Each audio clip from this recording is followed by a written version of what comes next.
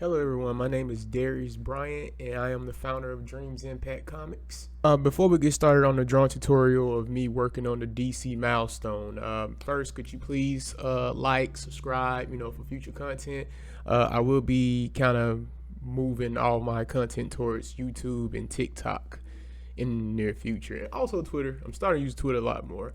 But anyway, let's get to it. I can say is I hate cameras. I never really liked the cameras. Never really been too fond of them either. Also recording either. I sucked at recording for so long. I went to college for media arts and animation, and majority of the classes that was at AI it were classes where like these classes consist of you always recording yourself and like pretty much using like your own body as references, or sometimes you had to record yourself to be using a green screen.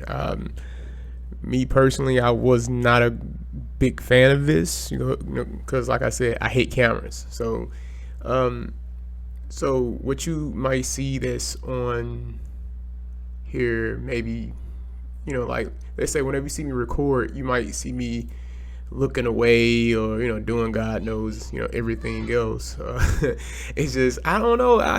Cameras make me feel kind of weird or something. It's hard to explain it. Like I just suck with cameras. It takes me at least like 9 to 20 takes just for me to get something right. Recently I finally started to stop caring about the edits. I just do like the bare minimum, which is oh yeah, I'm gonna record. Okay, I didn't pronounce that well. Oh well, I'm Southern, so it doesn't really matter. And I just keep it pushing. I don't know. Well, for those people that are nervous and afraid of cameras, just do what I do. Get on for about 30 seconds, and then just draw. Do a time lapse of you drawing something else and just have your voice on top of it. If you really want to be more like me, just don't listen to yourself. Just put your voice on the background and just talk. I mean, that's what I do though. But anyway, let's get down to business. So this is a comic script from DC Static Shock. There was a DC Static Shock Milestone that was I think it was like it's not even a competition. I have to say it was more so of a I don't know, it's kind of hard to describe it. I just know you had to apply to be hired by DC in a sense. I don't know, because when I read it says they would choose like a selective number of people, and then they'll fly them out to Burbank, California, to meet like big wigs that are in the comic book industry. And from there, you spend a week out there, and then they send you back home. And after that, you have to do a 8 weeks course, which is I guess doing as they say and stuff like that. And I think they are willing to give you a job to work for DC as well. And then after that, they keep in touch with you as an artist to work on other comic books, and and so on and so forth. I do know that they lost me on the course stuff when they was like, oh yeah, you'll do an 8-week course. Oh no, man, I went to college. I don't do courses no more. I'm done with courses. Not to say that school or courses don't matter. I mean, they just don't matter to me. They do not matter to me. I don't know. Like I went through so much stress during college to the point where I thought anxiety was just something people made up, but I think I had an anxiety attack during college, or a panic attack, or I don't know what it was, but your boy couldn't breathe, and your boy felt like the walls was coming in on him.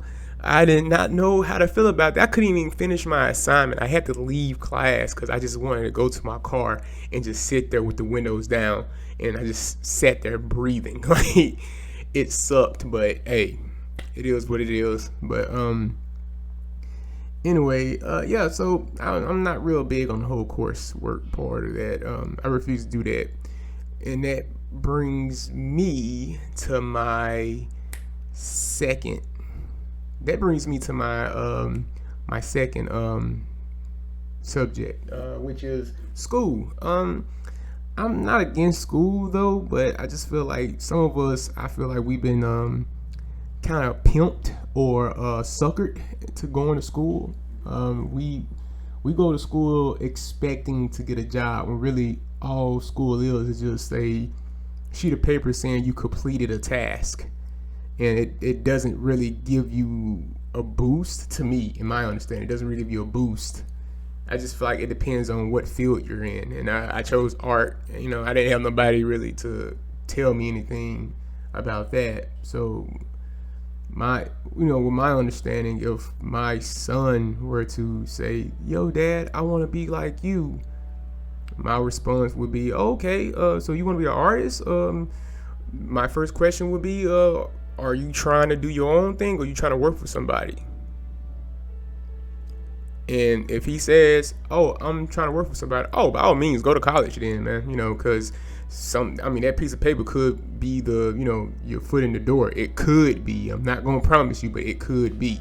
I had, I was like straight up searching for employment in my field for a while, and I looked up, got extremely lucky with the job I have now, creating ads for other companies. So yeah, but. Anyway, back to the story. If my son said he wanted to do his own thing, I would not tell my son to go to freaking school. I'll tell him, well, I wouldn't tell him to go to school for art. I'd tell him to go to school for, like, hey, yo, man, go to school for accounting or something. Not only you can work as an accountant, and you might not like it, though, but guess what? When you start doing your own thing, you can use that accounting a skill that you picked up towards your business. You don't have to hire a whole nother accountant to do the things that you need to do. And as far as art goes, majority of the stuff I learned about art is just apply yourself, keep trying, keep digging. You can be talented though, but skill, talented but skill come from practicing constantly, like going back at it, continually. Impact Comics.